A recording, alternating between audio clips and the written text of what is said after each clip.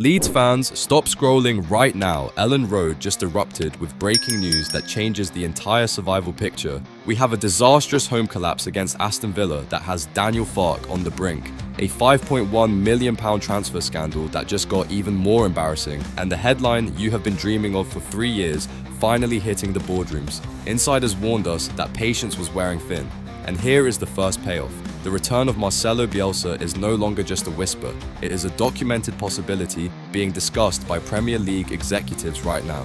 If you bleed white and yellow, drop everything, hit like and subscribe immediately because the next 10 minutes will explain why Farke's time might be up. We start with the chaos against Villa, but stay locked. Because the Bielsa update at the end is absolutely seismic. Elland Road was supposed to be a fortress, but yesterday it turned into a crime scene for Leeds United's season. The headline isn't just the 2-1 defeat to Aston Villa, it is the manner of the self-destruction that has the fan base calling for Daniel Farke's head.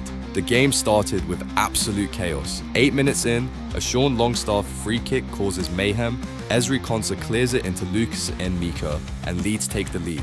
But even that goal came with a cost. A lengthy VAR review and an injury to Anton Stach. And this is where the nightmare begins. The name on everyone's lips for all the wrong reasons.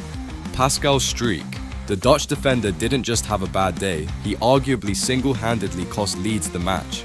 First, the equaliser.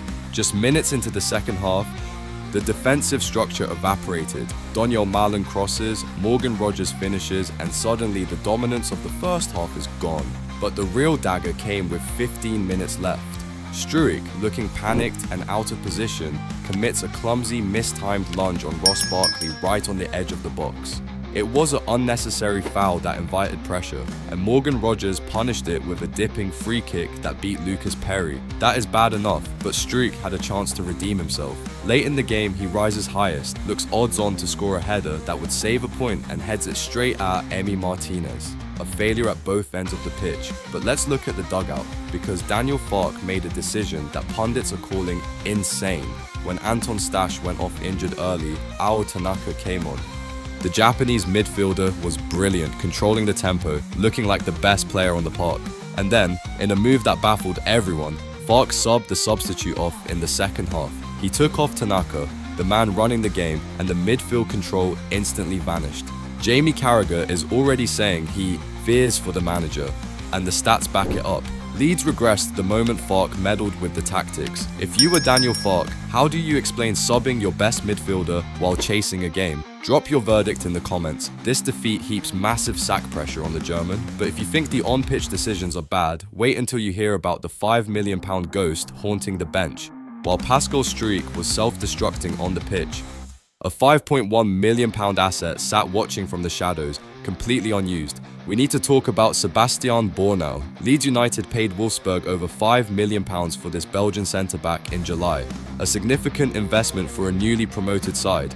The reality? He has played 0 seconds of Premier League football, not a single minute. In fact, Daniel Farke hasn't even named him on the bench for 6 of the 11 league games so far. He only played in the Carabao Cup defeat to Sheffield Wednesday. Now, connect the dots. You just watched Struijk concede a foolish foul and miss a sitter, while you have a 26-year-old Bundesliga experienced defender rotting in the reserves. Farke's explanation was dismissive, stating that you don't change centre-backs much and claiming it doesn't impact the game when chasing a result. But if that is true, why did the club sign him? And here is the twist that makes this even more insulting for Bornau. Reports from On The Minute suggest Leeds are now actively chasing Tyrell Tati, a 17-year-old prodigy from Nantes. Tati is a regular starter in Ligue 1, a massive talent monitored by Manchester United and Chelsea. So let's get this straight. The current defense is leaking goals, the £5 million signing is being ignored, and now the club wants to bring in a teenager to push Bornau even further down the pecking order. Bornau is contracted until 2029. He is surely sitting there wondering what the plan is. This speaks to a massive disconnect between the recruitment team and the manager.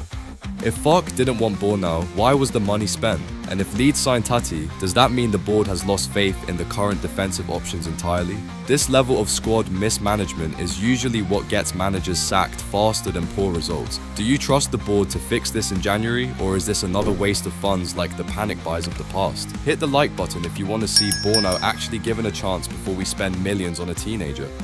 But while the transfer market is a mess, the solution might not be a new player, it might be an old friend. The rumor mill just exploded with a name that makes grown men cry at Elland Road. Get ready, because this is the story that will keep you awake tonight. Marcelo Bielsa, the man who woke the sleeping giant, the man who turned water into wine at Thorpe Arch. Almost 4 years after his tearful departure, whispers of a return are turning into genuine boardroom conversations. Here is the situation. Bielsa is currently managing Uruguay, but things are falling apart. His side was just smashed 5-1 by the USA in a friendly, and the pressure is mounting. But the key detail comes from journalist Alan Nixon, who reports that word has reached Premier League boardrooms that Bielsa could quit his role with Uruguay immediately after the World Cup next summer, or potentially even sooner if the situation deteriorates.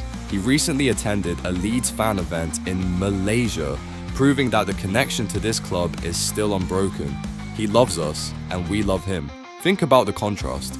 Under Farish, we look pragmatic, fearful, and tactically confused. Under Bielsa, we were 9th in the Premier League, playing the most electrifying football Europe had seen in years. We scored goals for fun. We went toe-to-toe with Manchester City and Liverpool. Yes, it ended badly with those heavy defeats, but time heals all wounds, and looking at the current mess, the Bielsa ball era looks like paradise. The current squad still has survivors: Ilan Meslier, Pascal Struijk, Jack Harrison, players who know his system.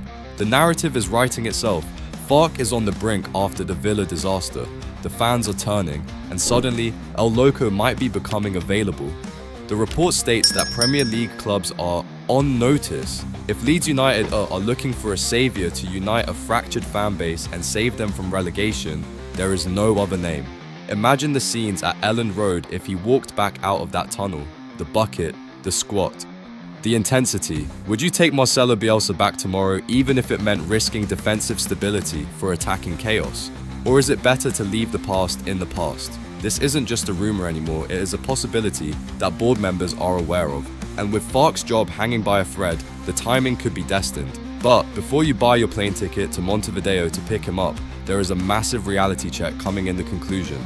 Let's summarize the perfect storm engulfing Leeds United right now. You have a manager in Daniel Farc who is making baffling in-game decisions, substituting his best midfielder while chasing a game, and alienating expensive signings like Sebastian Bornau. You have a defense led by Pascal Struijk that is cracking under pressure, costing points at home against beatable opposition like Aston Villa. And looming over all of this is the gigantic shadow of Marcelo Bielsa, a legend who is inching closer to the exit door at Uruguay, just as the mood at Elland Road turns toxic. This is not just a bad run of form, this is an identity crisis. The board has a decision to make. Do they back Farke and fix the defensive mess by signing the teenage sensation Tilel Tati, effectively admitting the Bornau deal was a failure?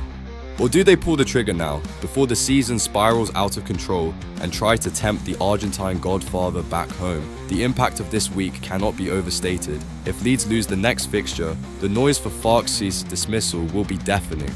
The analytics show a team that creates but cannot defend. A hallmark of a side destined for the drop unless something changes. We are at the crossroads.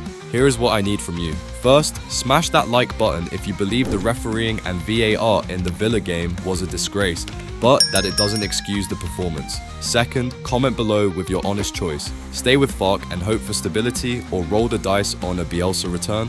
I want to see a percentage.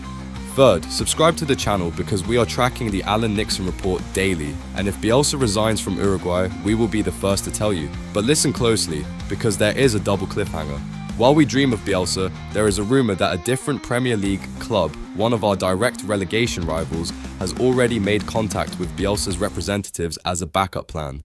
Imagine the horror of seeing him in the opposition dugout, and internally, sources say Dan James was furious after the Villa game, and a dressing room leak suggests the players are confused by Farc's tactical shifts. If the dressing room is lost, the manager is already gone. The next 72 hours will define our future. Marching on together? We better be, because we are marching into a war.